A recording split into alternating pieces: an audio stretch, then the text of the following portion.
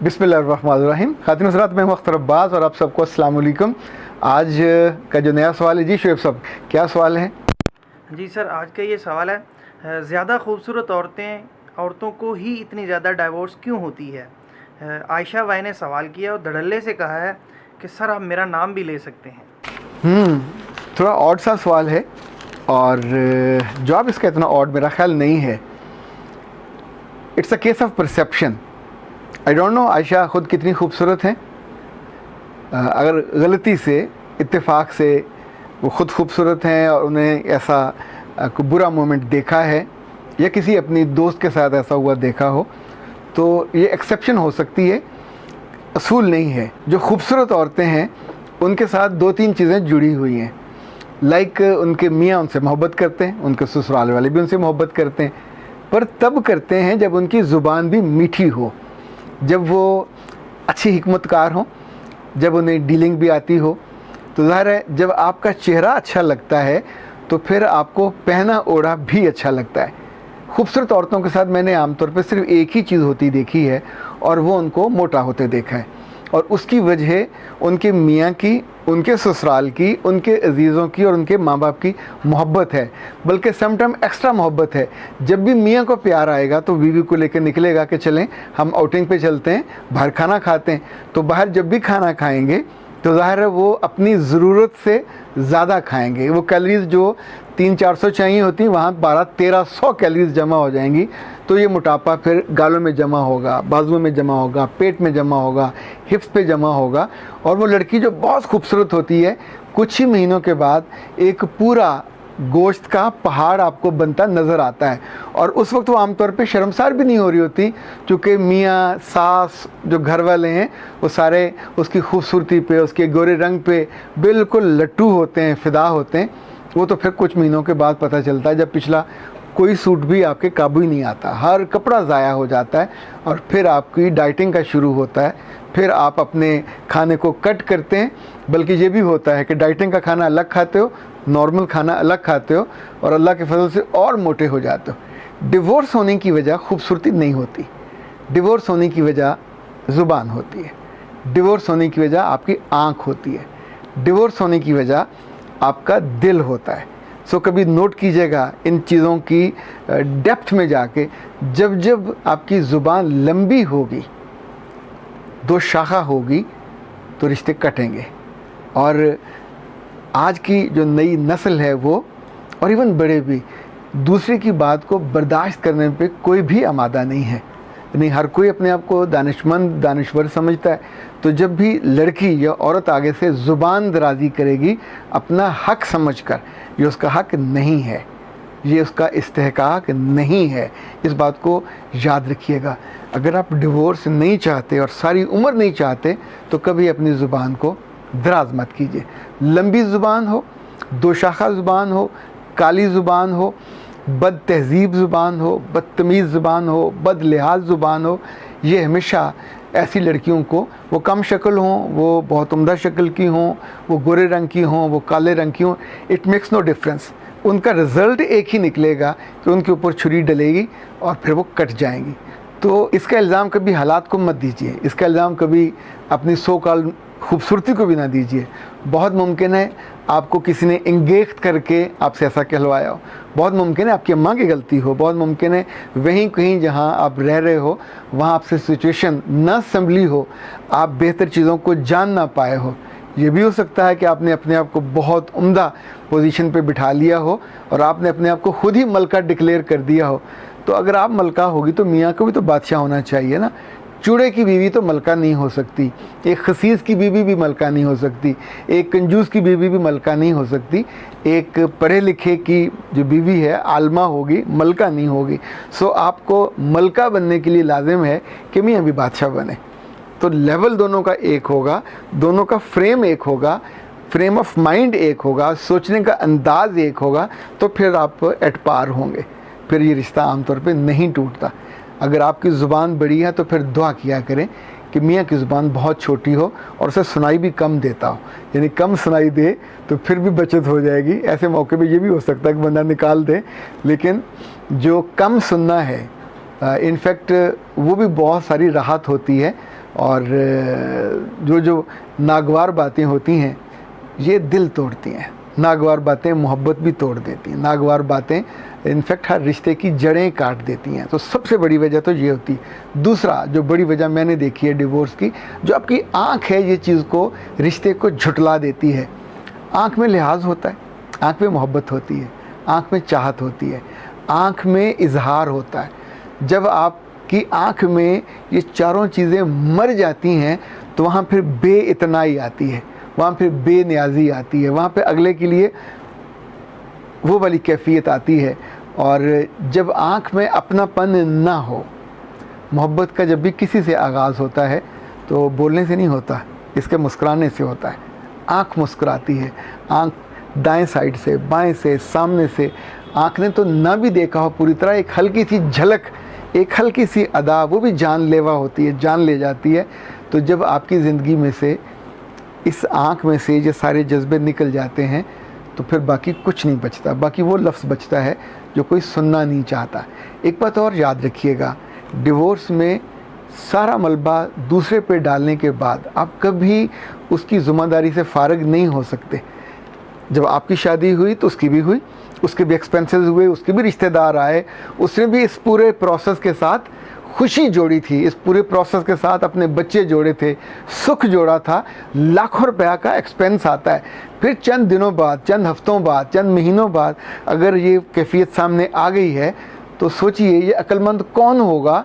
या तो वो नाक तक भरा हुआ होगा फिर इस चीज़ पे आएगा। अभी पिछले दिनों मेरे पास एक ऐसा केस आया कि आपको सुन के हैरत होगी। इसी ईद पे ये हुआ, ये वाक़या यूरोप में हुआ। मैं मुल्क का नाम नहीं लेना चाह रहा। तो खातून ने अपने मियाँ से कहा कि तुम ईद मनाने लगे और मैं नहीं मनाती, और मैं नेट से रिसर्च मैंने की है, उस रिसर्च के नतीजे में कल की तारीख बनेगी, आज तो मैं रोज़ा रखूँगी। और उसने न सिर्फ अपने मियाँ से बदज़ुबानी की, रोज़ा रखा। उन सारी मस्जिदों में जो उसके शहर की थी नमाज ईद पढ़ी गई, मियाँ भी पढ़ने गया। उस बीवी को बहुत, उस लड़की को नहीं वहाँ ब्याह के गई है। ये जोम है, इसी को मैं जोम बातिल कहता हूँ कि उसे इल्म है। वो कहती है मुझे बहुत इल्म है, नेट का इल्म है। तो नेट पे जो सारी चीज़ें हैं, ये किसने कहा कि वो इल्म है? इल्म आपको बदलिहाज नहीं बनाता है, इल्म आपको हम्बल बनाता है, इल्म आपको अकोमोडेटिव बनाता है। आप सोचिए ये कोई बात है लड़ने की कि एक ही घर में आप रोज़ा रख रहे हो, ईद वाले दिन रोज़ा रखना हराम है, यानी पूरा शहर ईद मना रहा हो, नमाज ईद हो रही हो, और आपने अपने एक जाली किस्म के इल्म की वजह से, कि जो कि मैंने नेट से रिसर्च की है, नेट कौन सा मुसलमान है और नेट कौन सा आलम इस्लाम वो है कि जहाँ की चीज़ें उन ज़ाहिर वहाँ भी सारी सुनी सुनाई इंफॉर्मेशन है वो डली हुई है और वो भी अथेंटिक नहीं होती, और आपने उसके मुताबिक अपने ईमान का और अपने मामूल का फ़ैसला करके घर में फसाद डाल दिया। अब उस पर जो होगा वो कुछ कम नहीं होगा। अच्छा, एक दिलचस्प बात है, इसको आप ज़रा याद रखिएगा। खूबसूरती का मुकाबला हमेशा औरतों में होता है, मियाँ और बीवी में खूबसूरती का मुकाबला नहीं होता। मियाँ का हाई कंट्रास्ट होता है आमतौर पर, लड़की बहुत गोरी होती है, मियाँ गंद भी होगा, सांवला भी हो सकता है। मियाँ के मियाँ होने में उसका रंग का ताल्लुक ही नहीं है। औरत जब भी कंपेयर की जाएगी किसी औरत के साथ की जाएगी, सो वहाँ हाई कंट्रास्ट नहीं होगा। वहाँ खूबसूरती चेहरे की, जिस्म की, हाथों की नरमी। मर्द का कभी हाथ देख के आप ये कहेंगे कि हाय क्या खूबसूरत हाथ है, क्या नरम नरम। ये नरमी औरत से ढूंढी जाती है। मर्द की गालों को छू के कभी आप ये नहीं कहेंगे बहुत नरम गालें। ये जो गालों की नरमाहट है, होंठों की सुर्खी है, इन सब का ताल्लुक आँखों की खूबसूरती भी है। मर्द की आंखें कहाँ खूबसूरत होंगी, वो तो भैंगी भी होंगी तो भी मर्द तो पूरा है, वो चल जाएगा। लेकिन औरत की आंख आगे पीछे होगी तो आप उसकी खूबसूरती ज़ीरो हो जाएगी। सो जितने भी म्यारात हैं उस फ्रेम में फिट होने वाले वो औरतों से मुताल्लिक हैं, और कंपैरिजन औरतों का खूबसूरती में होता है, मर्दों के साथ नहीं होता। मर्दों के हाथ हमेशा बाजू जो हैं वो थोड़े सांवले होते हैं, बाल उन पे होते हैं, ज़रा सांवले होंगे। औरतों के बाजू हमेशा गोरे खूबसूरत सफ़ेद होंगे। तो दोनों आप साथ रख के मर्द को अगर डिग्रेड करना शुरू कर दो कि देखो तेरे तो हाथ ऐसे हैं, तेरे तो वैसे हैं, क्या साबित करना चाह रहे होंगे? नॉनसेंस है, ये एटीट्यूड ही नॉनसेंस है। तो अपनी मियाँ के साथ कभी अपनी खूबसूरती का कंपैरिजन मत कीजिएगा। हाँ, अकल का कंपैरिजन करके देख लें, उसकी दानिश के साथ आप मुकाबला करके देख लें। उस कामयाबी को जो उसको मिली उस दौरान आपके खाते में कितनी कामयाबियां हैं वो देख लीजिए, कितने आपने दोस्तों से लड़ाइयाँ की हैं, कितने घर वालों से लड़ाइयाँ की हैं, क्या क्या आप करते आए हो, कितना नुकसान करते आए हो, इसका कंपैरिजन करने बैठे तो भी आप बहुत नुकसान में रहोगे।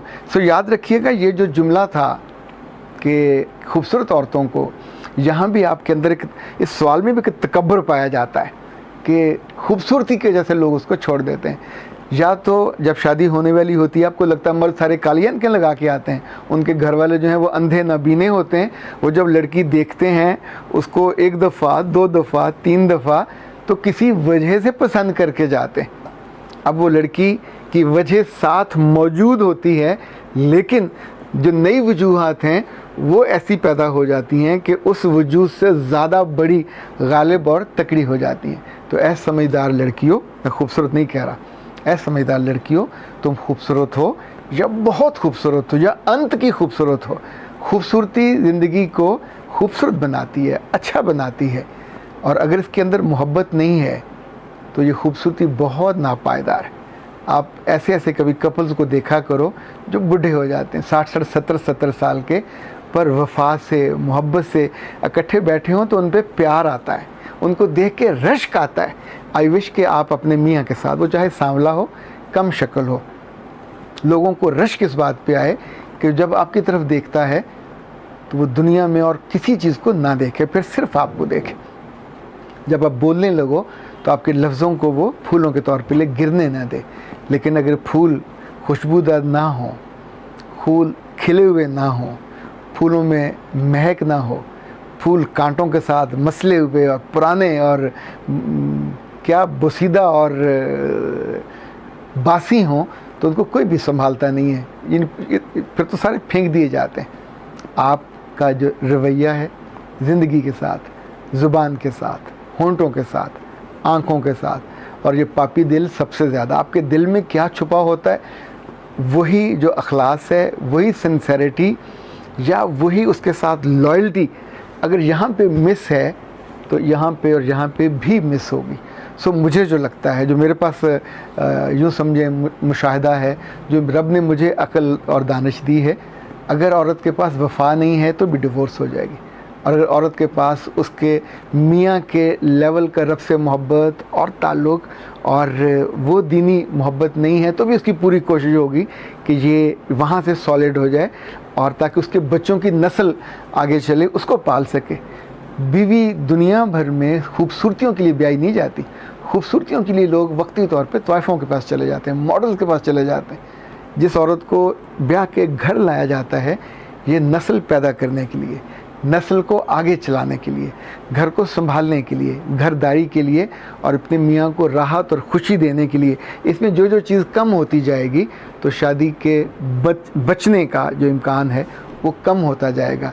कभी सारा मुद्दा और कभी सारा इल्ज़ाम दूसरे पे मत डालिए, फिर आप ये गलती दोबारा करोगे। और गलती से बचने का एक ही तरीका होता है कि गलती को समझा जाए, गलती की बुनियाद को समझा जाए, गलती की नीयत को जाना जाए, ताकि अगली गलती होने से पहले आप उसको ठीक कर लो।